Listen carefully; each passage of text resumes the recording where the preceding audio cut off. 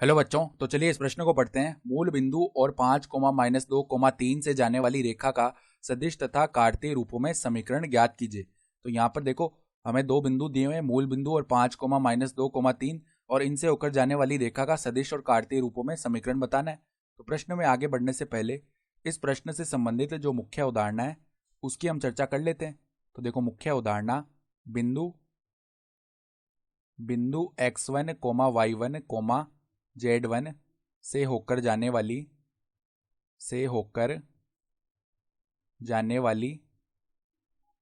a, b, c दिक अनुपात वाली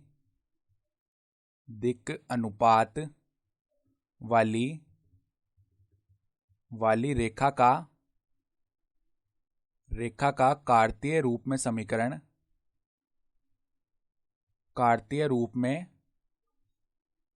समीकरण देखो हम किस प्रकार से लिखते हैं। एक बार कार्तीय रूप में लिख लेंगे, फिर सदिश रूप में तो हम लेके आ ही सकते हैं, ठीक है।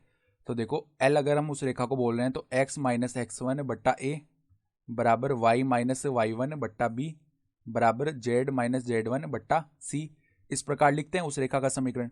तो अब देखो, बिंदु तो हमारे पास दो दो दिए हुए हैं, तो दो बिंदु दिए हुए हैं तो हम दिक् अनुपात निकाल सकते हैं उस रेखा के। तो अगर a का मान लिखें तो वो क्या आ जाएगा, देखो मूल बिंदु के निर्देशांक 0, 0, 0 होते हैं और दूसरा बिंदु है 5, -2, 3, तो x2 माइनस x1 करेंगे तो 5 माइनस 0 5 आ जाएगा। फिर b का मान -2 आ जाएगा और c का मान 3 माइनस 0 3 आ जाएगा, ठीक है। तो अब देखो, कार्तीय रूप में लिखें तो देखो, कार्तीय रूप में अगर समीकरण को लिख रहे हैं तो L बराबर यानी क्या आएगा, x -0 मूल बिंदु रख देंगे x1 y1 z1, ठीक है। तो 0, 0, 0 आ जाएगा। तो x बट्टा 5 बराबर में यहाँ पर देखो y माइनस y1 का मान भी 0 है तो y बट्टा में माइनस का 2 आ जाएगा बराबर में क्या आ जाएगा, z माइनस 0। तो यहाँ पे z बट्टा क्या बनेगा 3। तो ये तो कार्तीय रूप में हो गया समीकरण। अब इसका सदिश रूप में रूपांतरण करना है तो वो हम किस प्रकार से कर सकते हैं। देखो, सदिश रूप में क्या होता है, यदि हम r सदिश लिख रहे हैं रेखा को तो किस प्रकार से लिखेंगे। देखो, यहाँ पर पहले हम क्या करते हैं, जिस बिंदु से वो गुजर रही है उसका स्थिति सदिश लिखते हैं। तो मूल बिंदु मान लिया उसको, तो उसका स्थिति सदिश तो क्या हो जाएगा, 0i कैप प्लस में 0j कैप प्लस में 0k कैप। फिर प्लस में क्या होता है, यहाँ पर देखो बराबर में हम लैम्डा भी मान लेते हैं, तो प्लस में यहाँ पर लैम्डा m सदिश लिखते हैं, जहाँ पे m सदिश क्या होता है, उस रेखा के समांतर सदिश, ठीक है। तो समांतर सदिश जो कि दिक् अनुपातों से बना हुआ है वही होता है समांतर सदिश। तो वो क्या आ जाएगा, देखो हमारे पास में लैम्डा गुणा 5i cap minus 2j cap plus में 3k कैप, ठीक है।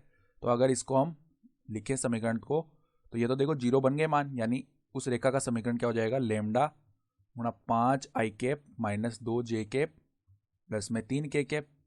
तो ये तो आ गया हमारे पास में सदिश रूप, ठीक है। तो कार्तीय रूप और सदिश रूप दोनों हमने लिख लिए हैं।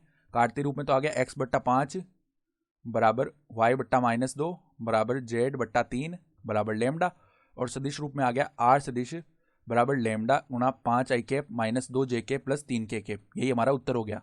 तो आशा करता हूँ कि आपको यह प्रश्न समझ में आया होगा। धन्यवाद।